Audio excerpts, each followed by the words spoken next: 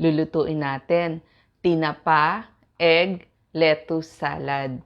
Masustansya to, kaya gusto kong ituro to sa inyo kasi napakasustansya talaga ng isang itlog. So, ang mga ipe-prepare natin, dahon ng lechugas or lettuce.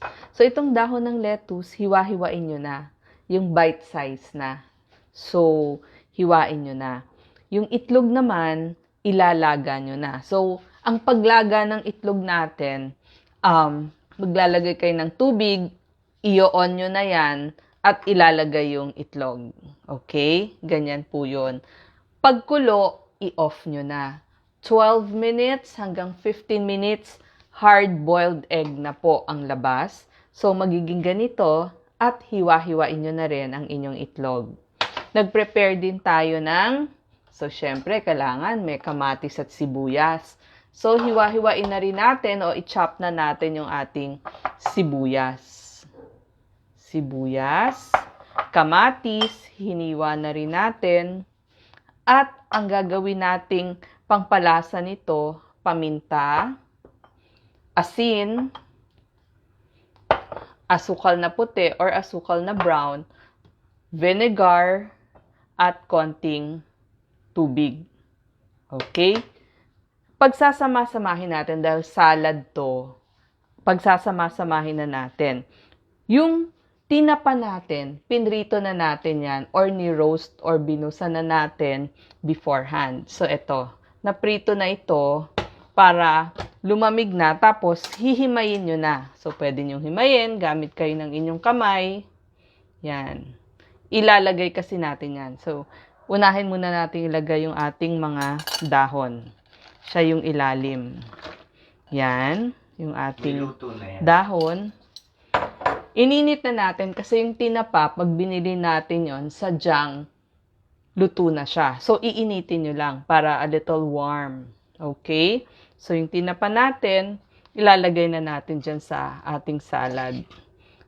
Ang maganda kasi, dito sa ating tinapang bangus, nakakabili tayo ng boneless. So, hindi na kayo masyadong maghihimay. Pero, kung gusto nyo, tinapang galunggong, okay din yon. Yung tamban kasi masyadong, matinik, so mahihirapan kayo.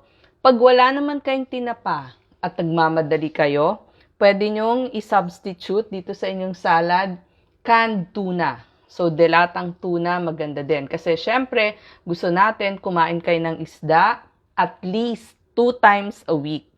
Okay? Pwede nyong liit-liitin, pwede nyo ring lakihan. So, depende kung ano yung gusto nyo dun sa inyong tinapa. So, inubos ko na yung laman ng ating tinapa. Sabi ko nga, pwede canned tuna, pangpalit.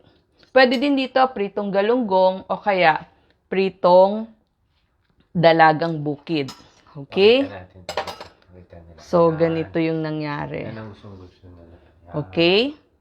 At ilalagay na rin natin yung nilaga nating itlog. Isasama na rin natin siya. Yan. Yung ating nilagang itlog. So, aayus-ayusin na natin siya. Yan. Alam nyo, napakasustansya nitong ating egg. Kumpleto to. Itong ating itlog, bukod sa mura, madaling mahanap. Yung ating itlog, mura, madaling mahanap. Maraming pwedeng gawing lutuin. So, napakasustansya. Once a day, pwede tayong mag-itlog. Yung protina nito, medyo perfect ang protina nito eh. Yan, nilagay na rin natin yung ating kamatis, sibuyas. Yan, tinadtad na natin or dinice natin. Pero kung gusto nyong malalaki yung ating puting sibuyas, pwede. Ang ginamit ko, white onion, para hindi maanghang. Kasi yung pula na sibuyas, at saka yung maliliit din na sibuyas, sila yung talagang maanghang. Okay? So, gagawa na tayo ng ating sauce. Ito, paminta. Actually, dito idiretso ko na yung paminta natin. Kailangan natin ng 3 kutsara ng ating suka. Puting suka or yellow suka. Pwede. Okay, so ito yung ating suka. 1, 2, 3 kutsara ng ating suka. Pwede nyong lagyan to ng konting water para hindi naman masyadong sobrang asim. So, 2 kutsara ng tubig. Okay. Want mga at least yung ating asukal, 1 kutsara. Minsan masarap kasi manamis-namis eh. Yan, 1 kutsara yung ating sugar. At konti lang nung ating salt. 1/4 lang or wala pa. Kasi maano naman yan eh. Meron na tayong tinapa, meron na tayong egg, malasa na yon. So, ang protina nitong ating egg, maganda siya eh. Okay? So, halimbawa, nalaga nyo na yung protina ng ating egg kasi maganda yan sa muscle. Matagal din kayong busog. So, kung gusto nyo magpapayat. Tsaka may choline to para dun sa ating cellula. Maganda din ang choline para sa ating liver. Tsaka pampatalas ng utak. So, bagay to sa seniors. Kaya ang egg, bagay sa mga lumalaking bata, sa pregnant, tsaka sa seniors. Sanggol at buntis kasi brain development. Tapos, maganda din sa mata ang ating egg kasi may lutein tsaka zeaxanthin. Tapos, kumpleto siya talaga.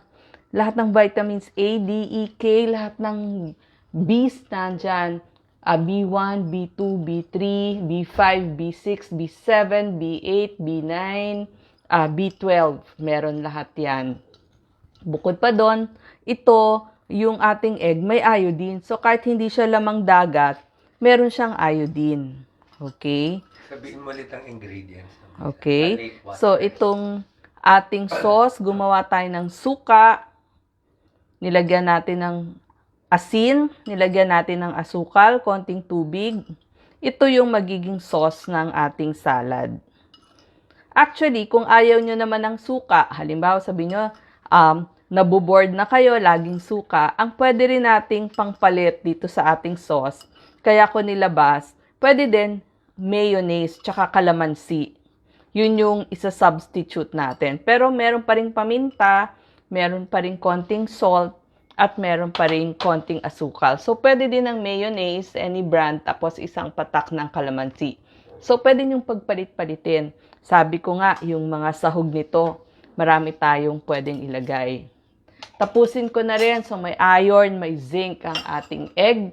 May iodine, may selenium, potassium, calcium. Sabi nyo, doc, baka tumaas ang cholesterol ko. Kasi, ang fats nito, unsaturated fats. Yung saturated fat ang nagpapataas ng cholesterol o blood cholesterol ng isang tao. Okay? So, kain tayo ng isda once or twice a week.